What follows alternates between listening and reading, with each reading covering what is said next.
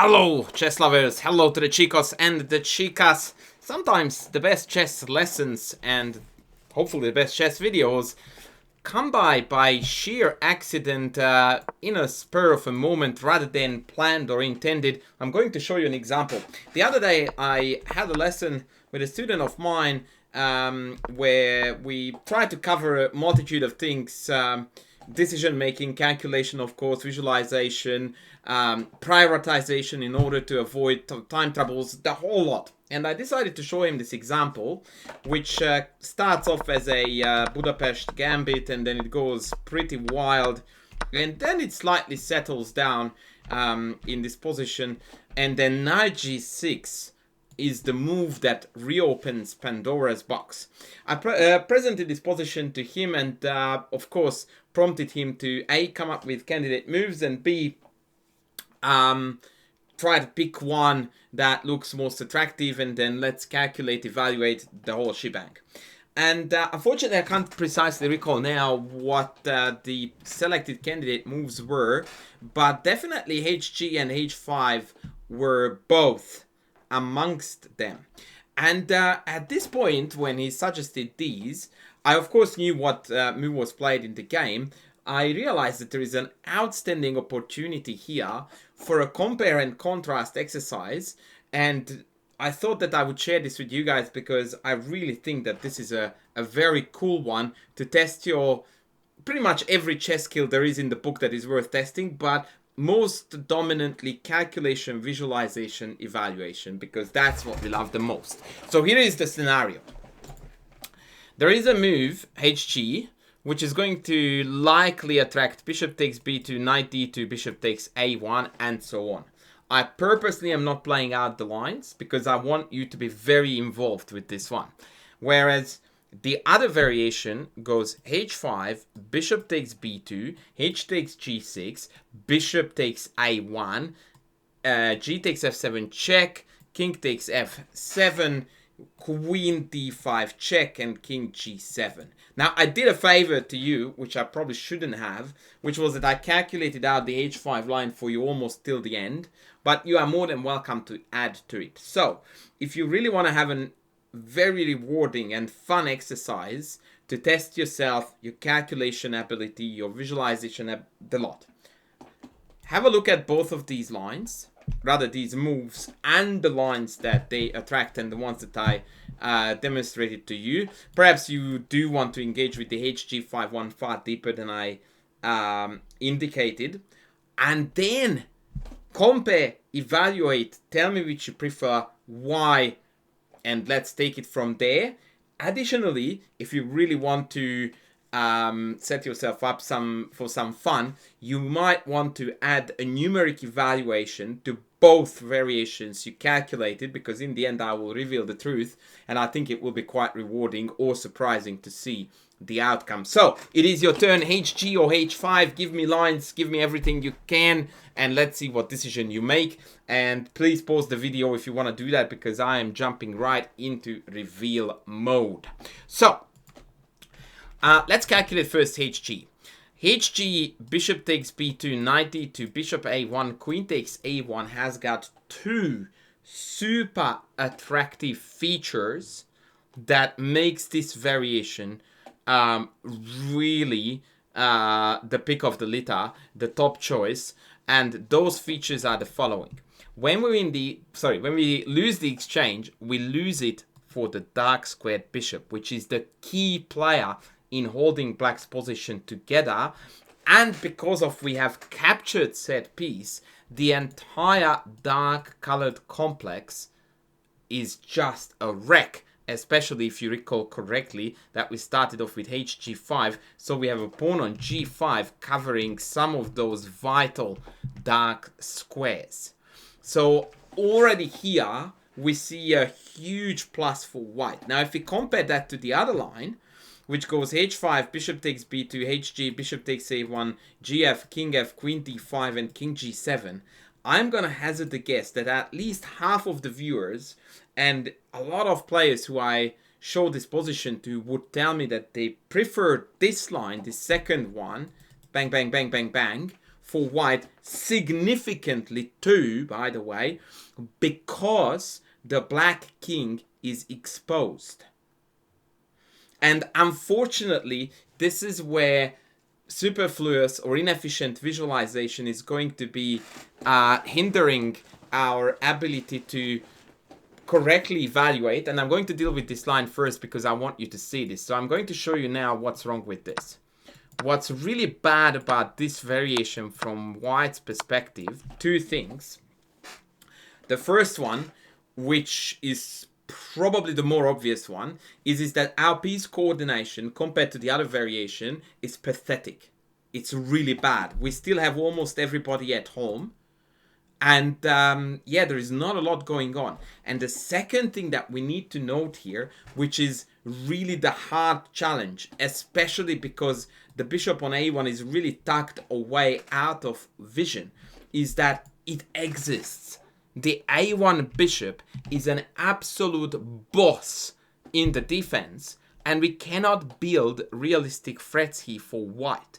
I tried out the best engine line. 92 is perfectly logical, bishop d3 perfectly logical, and you see that as I'm playing out the white moves, that although in theory I'm improving the quality of my pieces and therefore the quality of the position too, in reality I'm not adding threats. And when you keep on coming out with pieces one after the other, and it's not really translating into additional pressure, threats, inconveniencing the opponent, that's a telltale sign that it has already gone pear-shaped.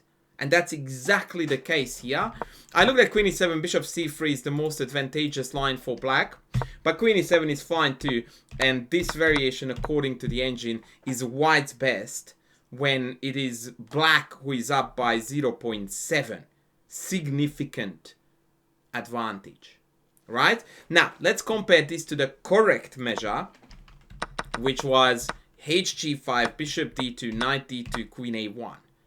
Now, you might say that, what am I going on about? This is even worse in terms of piece mobility because our queen went from center to corner, and the only other difference is that the knight has developed, but that's the same old, same old. Well, unfortunately, no. That's the very short answer to that, and the long one is a big fat no. And the reason for that is the following. First of all, paradoxically, our queen on a1 is far more active than it was on d5 because it kills on the long diagonal, and it has four very important squares in its scope where we can hurt black very, very seriously. We have got an instant winning threat right on the board. If I get to play 94 here with white, my next move, it's all over Red Rover, carnage. And that is the second part of the equation that is really tricky to correctly evaluate, which I guess is best put by saying that there is no dark squared bishop.